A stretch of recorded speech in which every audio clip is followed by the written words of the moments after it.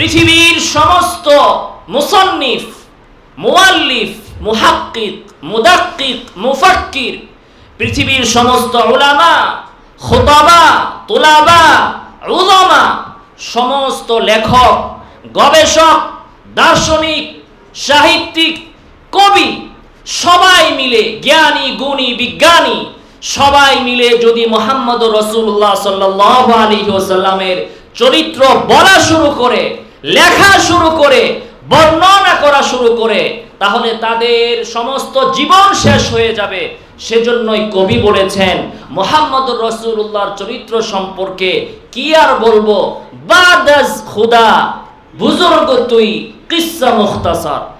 সংক্ষেপে এতটুকুই শুধু আমরা বলতে পারি, আল্লাহর পরে সবচেয়ে শ্রেষ্ঠ ব্যক্তি, সম্মানিত ব্যক্তি, মর্যাদাবান ব্যক্তি হচ্ছেন মুহাম্মদুর রাসূলুল্লাহ সাল্লাল্লাহু আলাইহি ওয়াসাল্লাম।